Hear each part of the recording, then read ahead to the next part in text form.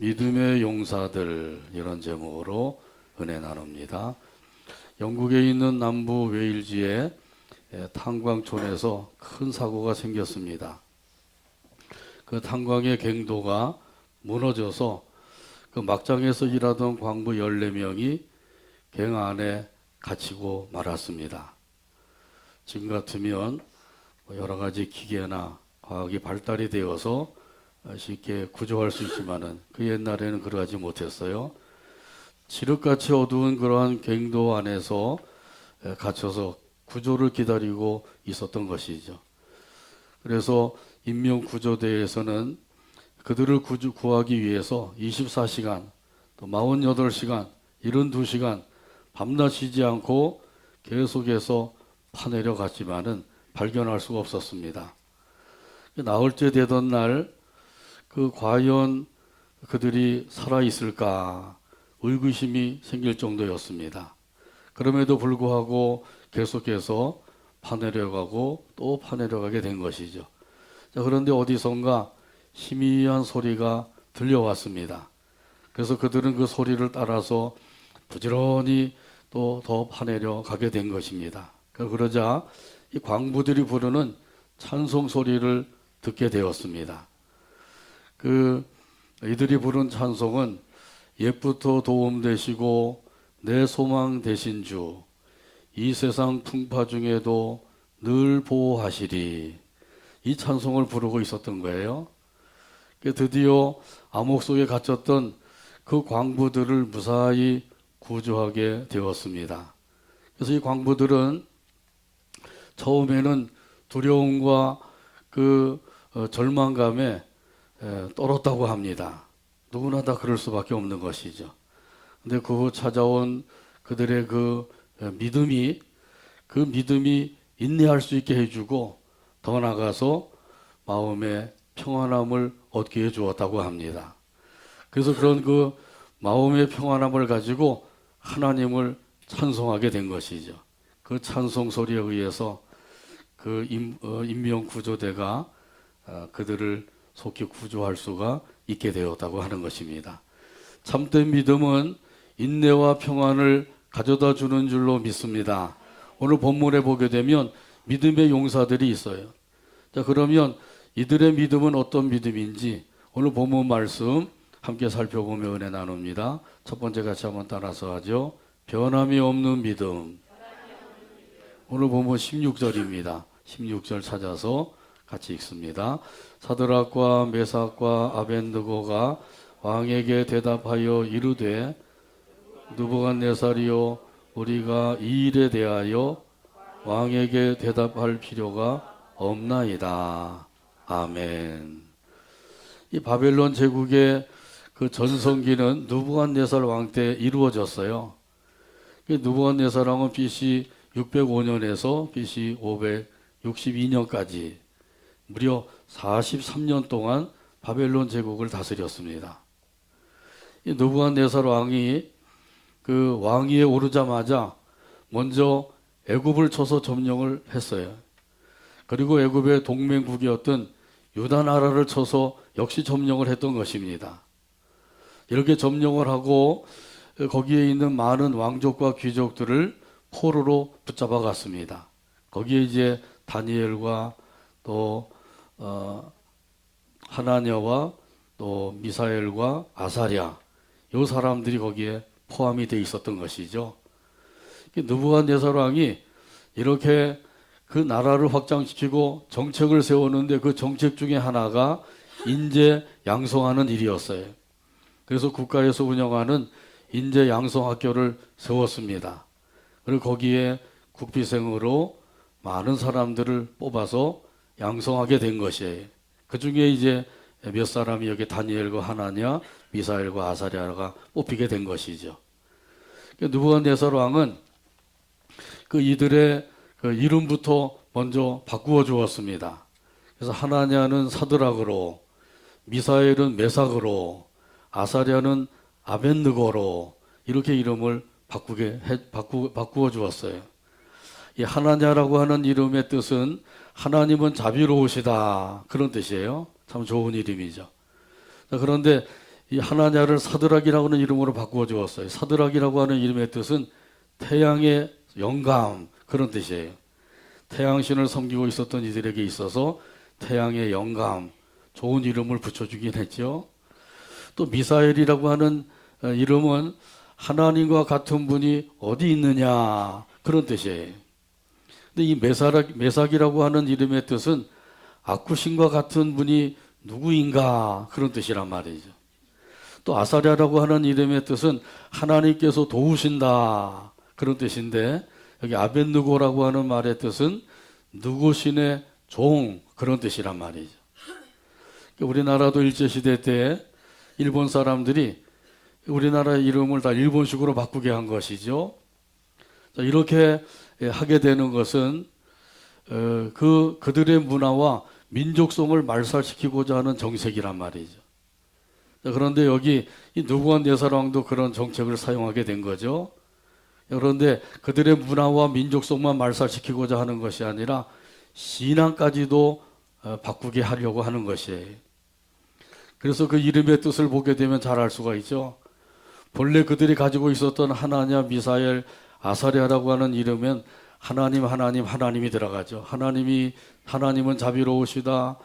또 하나님과 같은 신이 어디 있느냐, 하나님이 도우신다, 이런 의미를 가지고 있는데, 그런데 이 이름을 바꿔준 것을 보면은 거기에는 태양신, 아쿠신, 느고신, 이런 이름이 붙어 있는 거죠.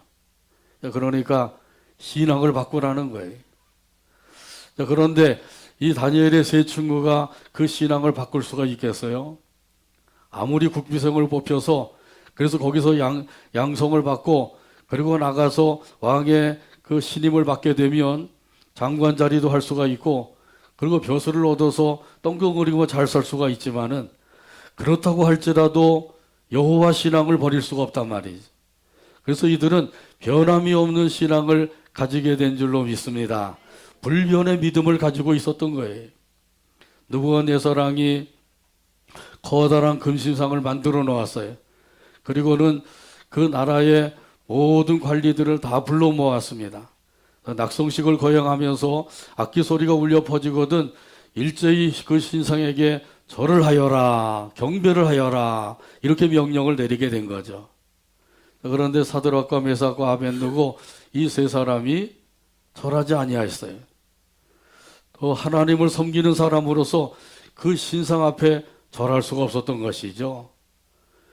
우리가 절하는 대상은 누구인가요? 절할 수 있는 대상은 인격을 가지고 있는 존재, 인격적인 존재에게는 절할 수가 있어요.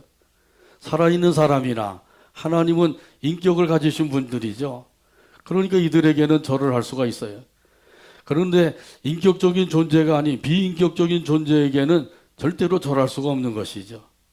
그것이 물건이나 사진이나 뭐 이름을 붙여놓은 것이라든지 어떤 것이라든지 절대로 절할 수가 없어요. 왜냐하면 그 우상숭배가 되기 때문이죠. 하나님께서 분명히 말씀하셨습니다. 우상을 만들지도 말고 절하지도 말라. 우상을 만들지도 말고 절하지도 말라. 하나님께서 명하신 거예요. 어디에서 그렇게 명하셨죠? 십계명 제2계명에서 명령하셨단 말이죠. 만약에 우상에게 절을 하게 되면 어떻게 된다 그래요? 그 저주가 3, 4대까지 이를 것이다, 이렇게 말씀하셨어요. 그 저주가 3, 4대까지 이를 정도로 그 우상 숭배하는 죄는 무서운 형벌을 받게 될 것이다, 그런 말씀이에요. 하나님께서 3, 4대까지 저주를 내리지 아니하신다 할지라도 그렇게 무서운 형벌을 받게 될 것이라고 하는 말씀이에요. 그러니까 절대로 우상 숭배할 수가 없는 거죠. 제사를 지내면서 조상신에게 절을 한다, 역시 비인격체에게 절을 하는 우상 숭배가 되는 거예요. 그렇기 때문에 우리 예수 믿는 사람들은 제사 지낼 때 절할 수가 없는 것이죠. 그래서 여기 세 친구들도 마찬가지로 절하지 않게 된 거예요. 근데 여기 이 절하지 않은 것에 대해서 내부자들이 왕에게 고발을 한 것이죠. 그래서 이들이 왕 앞에 끌려 나왔습니다. 그렇지만은 왕이 총애하는 신하들이에요. 그래서 왕이 그들에게 한 번의 기회를 주겠다고 약속을 하죠. 다시 기회를 줄 터이니까 악기 소리가 울려 퍼지거든 내가 만든 그 금신상 앞에 절을 하여라. 그러면 너희를 살려주겠다. 그렇지 아니하고 절하지 않게 되면 극렬히 타는 풀무불 가운데 너희를 던져 넣을 것이다. 여기 풀무라고 하는 것은 지금으로 말하면 용광로예요. 이 용광로는 온도가 900도, 1000도, 1200도 올라가는 곳이란 말이죠. 그래야지 금강석을 녹일 수가 있잖아요. 거기서 은이나 금을 재련해서 만들게 되는 거죠. 이런 용광로에다가 사람을 집어넣으면 어떻게 되겠나요? 한 줌의 죄로 바뀌어버리게 마는 거죠. 이렇게 이 왕이 그래서 이들을 사랑하기 때문에 한 번의 기회를 주겠다고 하면서 이렇게 말을 합니다. 이제라도 준비했다가 악기 소리가 날 때에 그 금신상 앞에 절을 하면 살려주겠다. 그러니까 이 세 사람이 뭐라고 대답을 해요? 느부갓네살이요, 이 일에 대하여 우리가 왕에게 대답할 필요가 없나이다. 아주 확실하게 선을 그어서 대답을 하는 거죠. 저희들에게 시간을 주세요.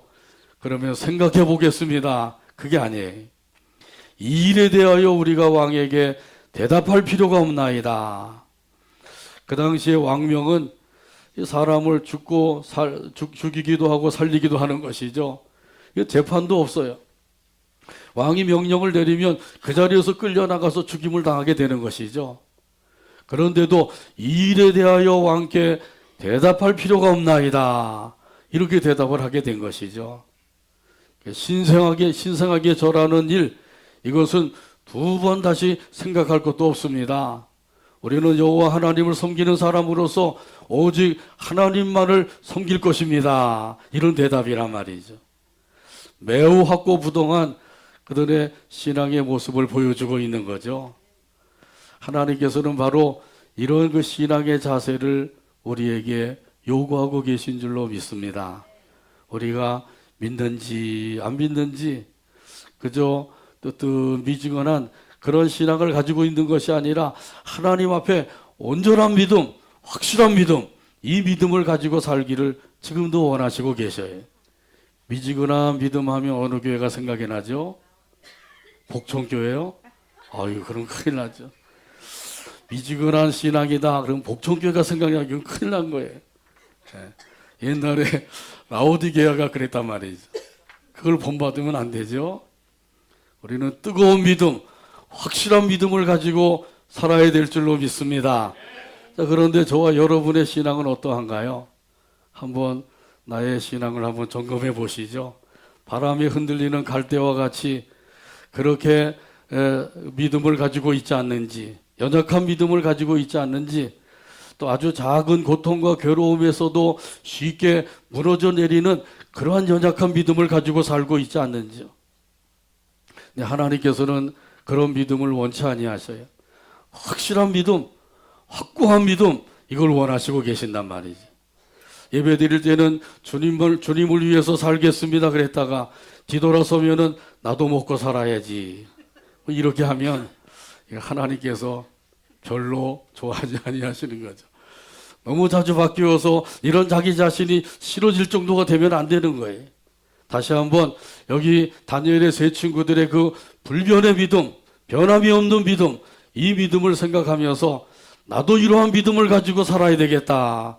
이런 마음을 갖게 된다고 하면 하나님께서 참으로 기뻐하시겠죠. 이들과 같이 이런 믿음을 가지고 살게 되면 믿음의 용사답게 살 수가 있는 거예요. 마귀는 우리의 믿음을 자꾸 와서 건드려 봅니다. 내가 진짜 믿고 있는가? 조금씩 건강도 건드려 보고 물질 생활도 건드려 보고 또 여러 가지 생활도 건드려 보고 그때마다 막 불평하고 원망하면 마귀는 신바람이 나가지고 자꾸 건드리는 거예요. 그런데 우리가 그때에도 확실한 믿음을 가지고 하나님을 온전히 의지하는 믿음을 가지고 그런 가운데서도 불평 원망이 아니라 감사하고 찬송하게 된다고 하면 마귀가 몇 번 집적 하다가 안 되겠다 그리고 떠나갈 거란 말이죠. 그러니까 이 마귀의 그 괴술에 넘어가면 안 돼요. 마귀의 속임수에 넘어가면 안 된단 말이죠. 이런 사람은 마귀가 계속 와서 건드리는 거예요. 그래서 불평하게 하고 원망하게 하고요. 근데 하나님은 그걸 원치 아니하시죠. 우리가 하나님을 향한 확실한 믿음을 가지고 살아가길 원하셔요. 그 믿음 안에서 마귀가 와서 나를 건드려도 갈지라도 네가 아무리 나를 건드려봐라. 내가 불평 원망하는지 오히려 감사하고 찬송하겠다. 그러면서 하나님 앞에 감사하고 찬송하게 되면 마귀는 더 이상 어떻게 할 수가 없어서 떠나가고 마는 거예요. 이렇게 믿음을 가지고 악한 마귀를 물리치시고 하나님을 더 가까이 해서 우리 하나님께서 기뻐하시는 변함이 없는 믿음을 가지고 살아가게 되기를 주님의 이름으로 축복합니다. 찬송가 545장 1절에 보면 이런 가사가 있어요. 이 눈에 아무 증거 아니 배워도 믿음만을 가지고서 늘 걸으며 이 귀에 아무 소리 아니 들려도 하나님의 약속 위에 서리라. 545장 1절 가사를 생각하면서 함께 찬양합니다.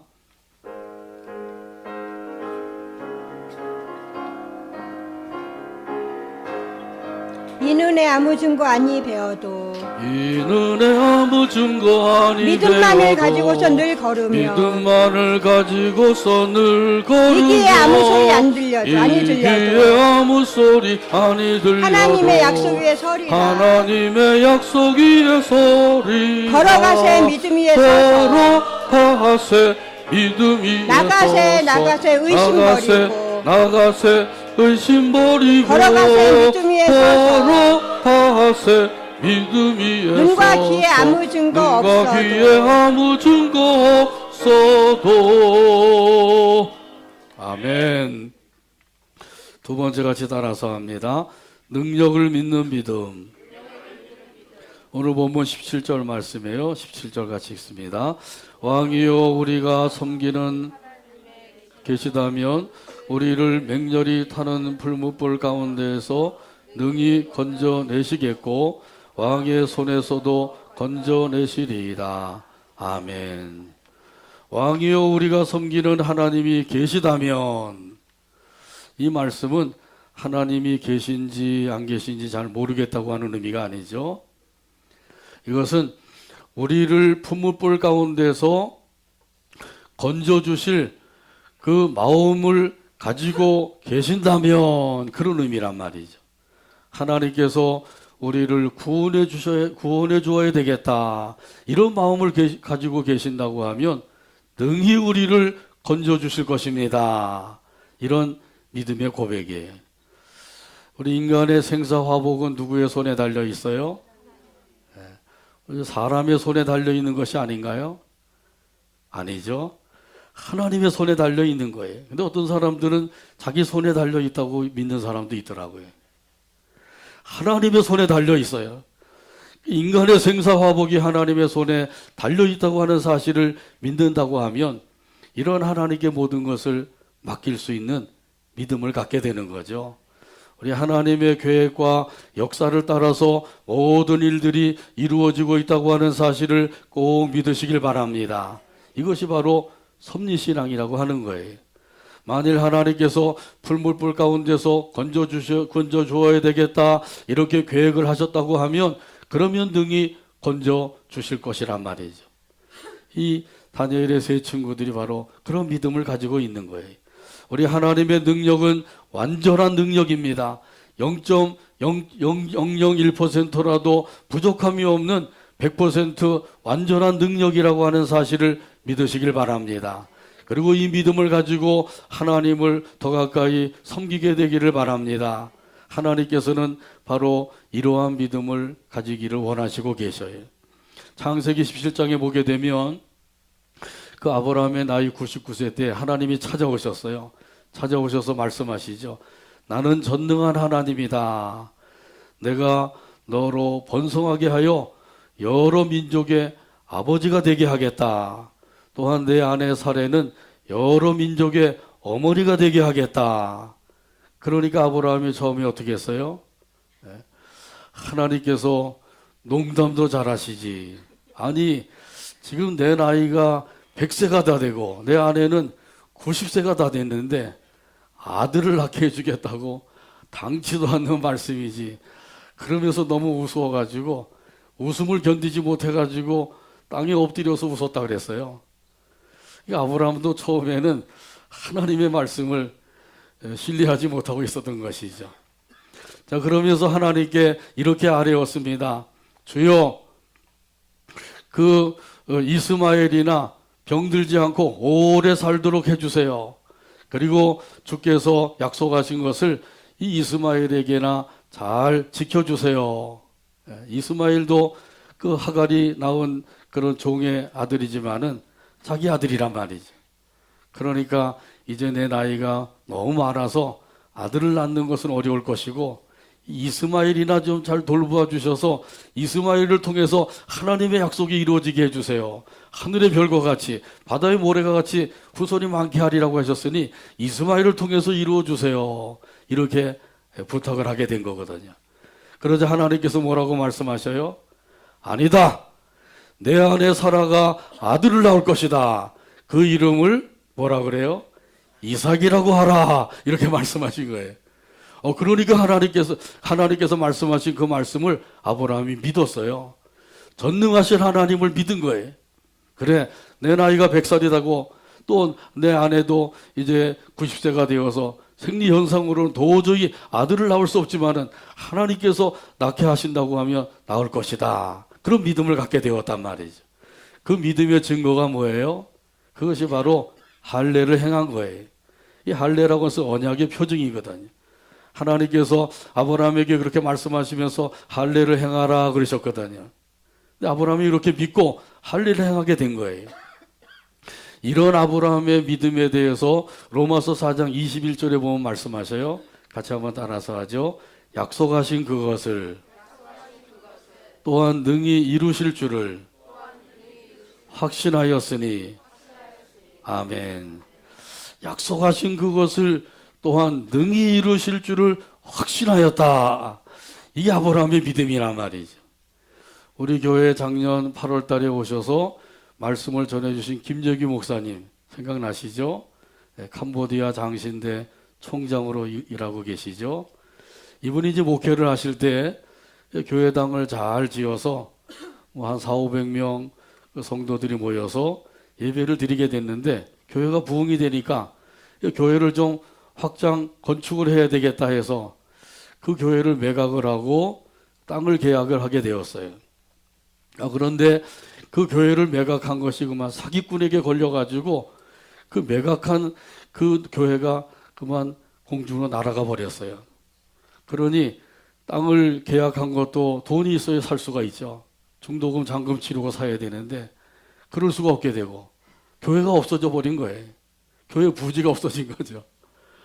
그래 당장 예배를 드려야 되는데 그래서 선배 목사님에게 찾아가서 그 주차장이 넓게 쓰고 있는데 거기에다가 천막 치고 예배 드리게 해달라고. 어리더니 그 선배 목사님 허락을 해줘가지고 그 교회 마당에다가 천막을 치고 예배를 드리게 된 거예요. 참 그 교회 목사님도 대단한 분이죠. 자기 교회 앞마당에다가 천막 치고 예배 드리라고. 그래서 그렇게 예배를 드리면서 하나님 앞에 엎드려 기도하는데 하나님께서 한 번은 응답을 주시더래요. 그 응답이 바로 그런 말씀이에요. 나는 전능한 하나님이다. 그 음성을 들려주시더래요. 그래서 그 음성을 듣는 순간에 정신이 바짝 드는 거예요. 내가 전능하신 하나님이라고 그렇게 가르치고 외치고 그랬는데도 불구하고 내가 전능하신 하나님을 잊어버리고 살고 있었구나. 그걸 깨달았대요. 그래가지고 다시 한번 전능하신 하나님을 믿는 믿음을 가지고 계속해서 기도하는 가운데 하나님께서 길을 열어주시고 그래서 교회를 확장 건축을 해서 그래서 목회를 아주 잘 하시다가 은퇴하실 때는 한 700명 성도 이렇게 되는 가운데서 후임자에게 물려주시고 은퇴를 하신 거예요. 자, 이렇게 지난번에 오셔서 말씀을 전할 때 아주 간단하게 그 사실을 증거해 주셨죠. 다 잊어버리셨죠? 제가 다시 한번 더 상기시켜 드리는 거예요. 우리 하나님은 전능하신 하나님이신 줄로 믿습니다. 능치 못할 일이 없으신 하나님이신 줄로 믿습니다. 이런 믿음을 가지고 승리의 삶을 살아가게 되기를 주님의 이름으로 축복합니다. 우리 옆 사람들에게 말씀해 주세요. 전능하신 하나님을 믿으세요. 이렇게 되기를 축복합니다. 세 번째 마지막으로 같이 따라서 하죠. 순교의 믿음. 18절 말씀이에요. 18절 같이 읽습니다. 그렇게 하지 아니하실지라도 왕이요 우리가 왕의 신들을 섬기지 아니하고 왕이 세우신 근신상에게 절하지도 아니할 줄을 아옵소서. 아멘. 여기 말씀해 보게 되면 그렇게 하지 아니하실지라도, 어떻게 하지 아니하신다고 하는 말씀이죠. 풀무불에서 건져주지 아니하신다고 할지라도, 그런 말씀이죠. 풀무불에서 건져주지 아니하면 거기서 그냥 한 줌의 죄로 타 죽어버리는 거예요. 화형을 당하고 마는 거죠.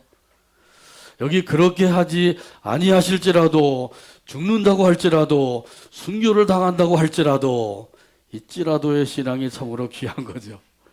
찌라도. 제가 한번 소록도 한 적이 있었는데 오래됐어요. 근데 거기에 소록도 중앙교회가 있더라고요.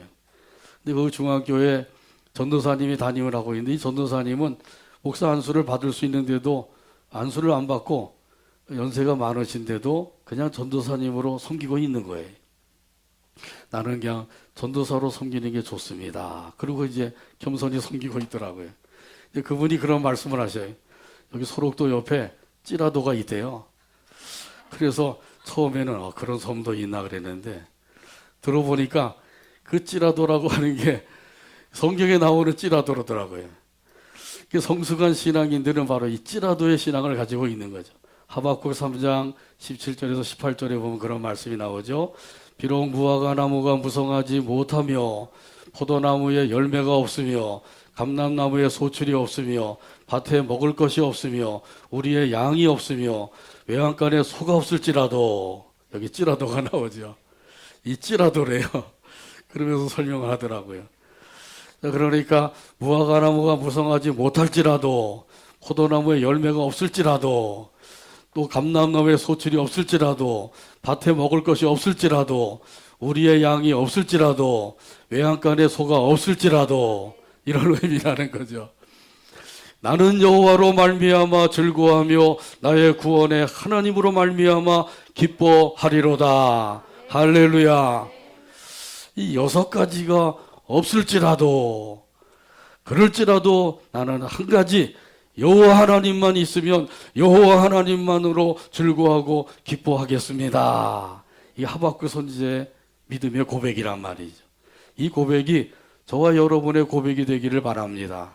이 성숙한 신앙인은 바로 이렇게 고백할 수가 있는 거예요. 그런데 이 성숙하지 못한 사람들은 6가지가 있고 한 가지가 없어도 그 한 가지 없는 것 때문에 불평 원망하며 살게 되는 거죠. 근데 성숙한 신앙인들은 6가지가 없고 한 가지만 있어도 그 한 가지로 인하여서 하나님 앞에 감사하며 사는 거예요. 여러분의 신앙은 어떠한지요? 우리가 이 성숙한 신앙을 가지고 한 가지만 있어도 그거 주신 하나님의 은혜를 생각하면서 우리 하나님 앞에 감사하며 살게 되기를 바랍니다. 오늘 본문에 보게 되면 다니엘의 이 세 친구는 그 자기들의 그 모든 것이 다 없어진다고 할지라도 그래도 우리 하나님만을 섬기겠습니다. 이렇게 왕 앞에 고백한 거죠. 왕이여 우리가 왕의 신들을 섬기지 아니하고 왕이 세우신 금신상 앞에도 절하지 아니할 줄을 아옵소서. 이게 바로 다니엘의 세 친구의 믿음의 고백이에요. 아주 대쪽 같은 신앙의 절개를 보여주고 있는 거죠. 살면 하나님께 영광, 죽으면 천국. 이렇게만 되면 아무 염려할 게 없겠죠. 살면 영광, 죽으면 천국. 뭐 더 이상 뭘 바라겠어요. 한번 따라서 하실까요? 살면 영광, 죽으면 천국. 그러면 걱정할 게 없죠. 그런데 우리 믿음이 성숙해지면 성숙해질수록 우리 믿음은 아주 단순해져요. 살면 영광 돌리고 죽으면 천국 간다. 그러면 뭐 아무 걱정할 게 없는 거잖아요. 천국에 가면 어떤 사람의 상급이 가장 크다고요? 순교자의 상급이 제일 크다 그러죠. 요한계시록 6장에 보게 되면 5번째 인을 떼실 때에 순교자의 영혼들이 탄원을 올려요. 언제까지 우리의 피를 갚아주지 아니하시려나니까 속히 우리의 피를 갚아주세요. 이렇게 하나님 앞에 탄원하고 있죠. 어디서 그렇게 하죠? 제단 아래에서 그렇게 탄원하고 있다 그랬어요. 여기 제단 아래는 하나님과 제일 가까운 곳이에요. 이것이 순교자의 상급이라고 그러죠. 여기 순교자들은 하나님의 말씀과 예수의 증거를 지키다가 순교를 당한 사람들이에요. 이런 사람들에게 하나님께서는 가장 큰 상급을 안겨주신다고 약속해 주고 계셔요. 그러니까 여기 다니엘의 세 친구들은 이 순교의 믿음을 가지고 왕에게 얘기하고 있는 거죠. 그렇게 하지 아니하실지라도 우리는 왕에게 왕의 신들을 섬기지도 아니하고 그 금신상 앞에 절하지도 않을 것입니다. 오직 하나님만을 섬길 것입니다. 이렇게 고백하고 있는 거죠. 하나님께서 얼마나 기뻐하시겠어요. 우리도 이렇게 고백을 드리고 이런 고백의 삶을 산다고 하면 하나님께서 기뻐하시는 줄로 믿습니다. 오늘 말씀을 했습니다. 여기 다니엘의 세 친구들은 믿음의 용사들이죠. 정말 믿음의 용사답게 살고 있어요. 그러니까 하나님께서 이들을 통해서 하나님의 살아계시고 역사하심을 온 바벨론 제국에 나타내 보여주시려고 이들을 불묵 가운데서 살려주시죠. 살려주지 아니하신다 할지라도 죽으면 천국 가니까 걱정할 게 없는 거죠. 여기 다니엘의 세 친구들의 믿음을 본받아 살게 되기를 바랍니다. 변함이 없는 능력을 믿는 믿음, 순교의 믿음을 가지고 살아서 우리 하나님을 기쁘시게 드리고 우리 하나님의 살아계시고 역사하심을 체험하고 증거하며 살아가는 귀한 복된 삶이 되기를 주님의 이름으로 축복합니다. 기도합니다.